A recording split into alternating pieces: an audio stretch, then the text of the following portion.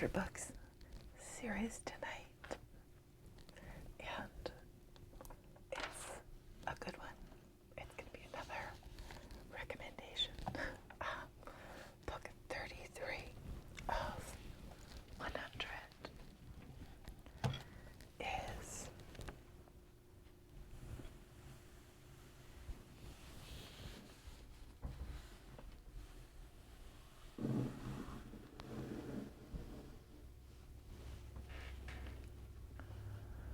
Crooked River by Preston Child.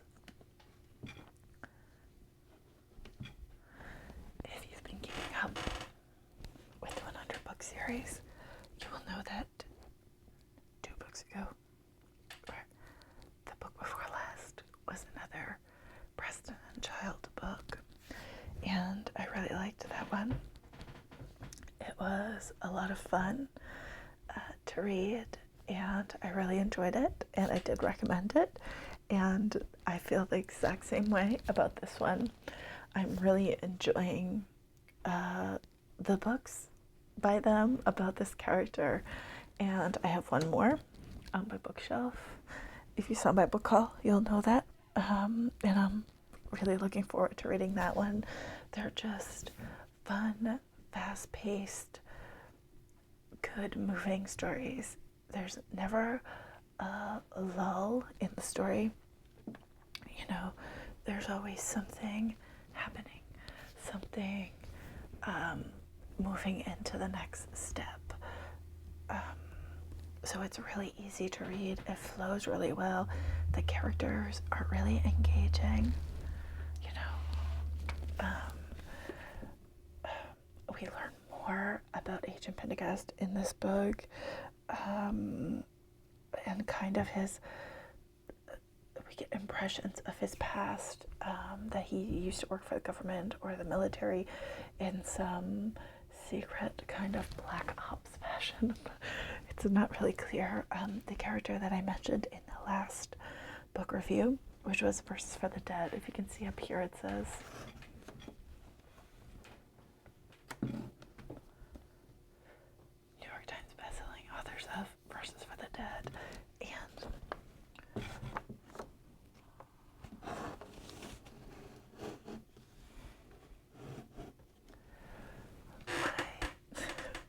my chair is extremely squeaky. What I didn't realize was the order that I chose to read them in is actually the order they fall in. So in the last review, I mentioned that there are actually more than 20 books they have written about this character, Special Agent Pendergast, and I happened to pick up 3 that were in sequence, and I just happened to read them in sequence. I haven't read the last one yet, but it is the one that was published after this one, and that just happened. I didn't know. So if you pick up more than one, you can read them independently of each other. It doesn't matter what order you read them in. There's no, except for the very first 2 about this character, they have to be read in order, so books 1 and 2, but after that, it doesn't matter. And you can pick up this book without reading the first 2, and it's absolutely fine. You don't lose anything in doing that. So that's an important thing to note, is that there are a lot of books, a series of books about this character. They are not a series that have to be read in chronological order. So you can just pick and choose ones that interest you and go from there. So let me tell you what this book is about, and then I'll talk a little bit more about it.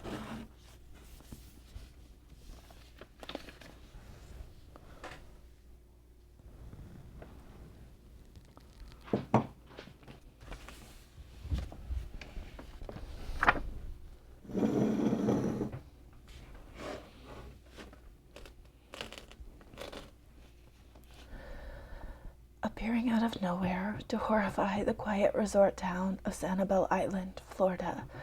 Dozens of identical, ordinary-looking shoes float in on the tide and are washed up on the tropical beach, each one with a crudely severed human foot inside. Called away from vacation elsewhere in the state, Agent Pendergast reluctantly agrees to visit the crime scene and, despite himself, is quickly drawn in by the incomprehensible puzzle. An early pathology report only adds to the mystery. With an ocean of possibilities confronting the investigation, no one is sure what happened, why, or from where the feet originated. And they desperately need to know, are the victims still alive? In short order, Pendergast finds himself facing the most complex and inexplicable challenge of his career. A tangled thread of evidence that spans seas and traverses continents, connected to one of the most baffling mysteries in modern medical science. Through shocking twists and turns, all trails lead back to a powerful adversary with a sadistic agenda, and who, in cruel irony, ultimately sees in Pendergast the ideal subject for their malevolent research.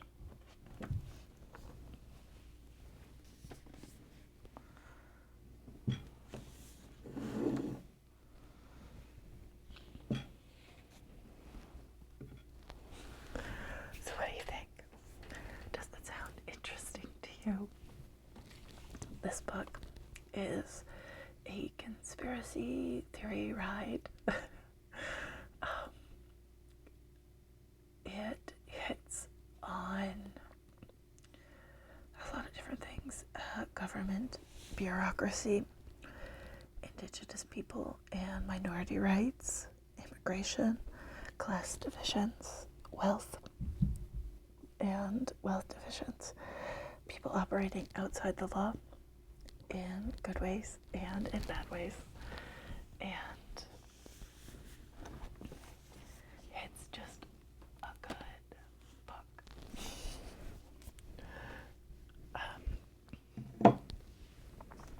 I really enjoyed it. I think the play between characters was engaging. I think there's enough mystery to lead you further into the book. You want to know more about the characters, you want to know more about the story, and you want to know where the freaking feet came from. Like, it's so bizarre. And there's a lot of suspicion, a lot of who, what, where, why, how, you know, all the questions you want people asking. I was asking, and it really flows well. There's no gaps. I think I said that already. I would definitely recommend this if this is your wheelhouse. This is my wheelhouse. I really enjoy this type of fiction.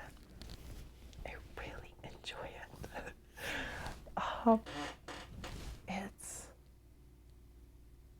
I don't know, this is just a really good book for me. It's not something you can just enjoy it, you know, although I'm not going to give any spoilers, but where the feet came from and the reason for the feet is very unsettling. And the revelation of that and a medical illness that they mention in relation to that, I find very unsettling and am now paranoid a little bit.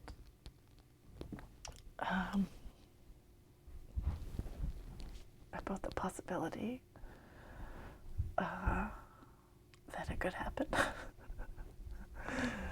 And if you read the book, you'll probably know what I'm talking about, because it's weird and scary, and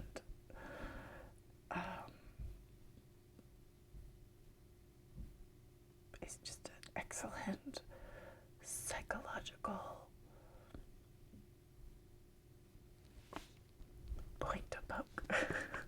I don't know how to say that, but it really grips your mind, and you're like, man, that's unsettling. So yeah, I don't know. This review is not very long. I've told you what the book's about, and I've told you what I like about it, and that I think it's a good book. So I'm not sure what else I can say. Let me just take a look here. No, I really didn't have a lot of notes. I think when I really like a book, there are books you really like because they're profound and you learn things from them and they really resonate with you on kind of a fundamental level. And the last book, book 32, Fascism, A Warning by Madeleine Albright, was kind of one of those books for me. It was really engaging and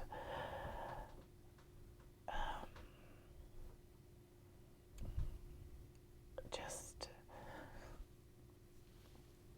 it was different. It's kind of heavy, and to switch from that to this was such a nice transition. To have that book bounded on either side by one of these books by these authors about this character was just kind of a weight lifted. It had me in a positive mindset going in so that I wouldn't get so dragged down in the subject matter of the last book, and then to come from that heavy spot to this was nice.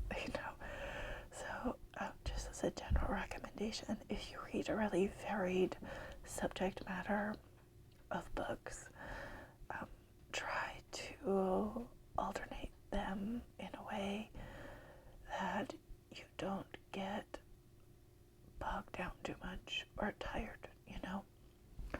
Allow yourself variety so you don't get tired or bored or frustrated or angry. Yeah, so that's kind of an aside, but that's it. That's all I gotta say about this one. I would recommend it if you like books like this, if you're into kind of police, FBI, CIA, crime, drama, mysteries, then this is really good. There's also a lot of humor in it. It's not heavy. There are heavy elements to it, and a little bit of graphic description, but nothing too bad. Then definitely check this out. Check out the series, check out these authors.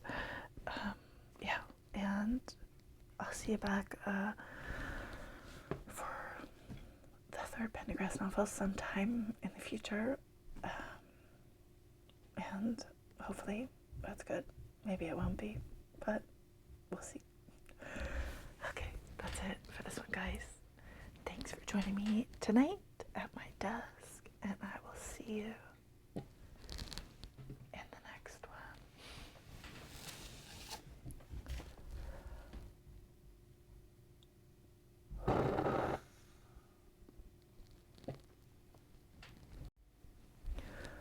Okay, I'm back.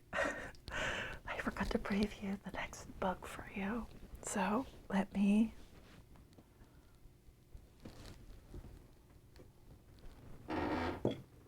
pull this up front and pull this book out. Put this one to the back. The next book is going to be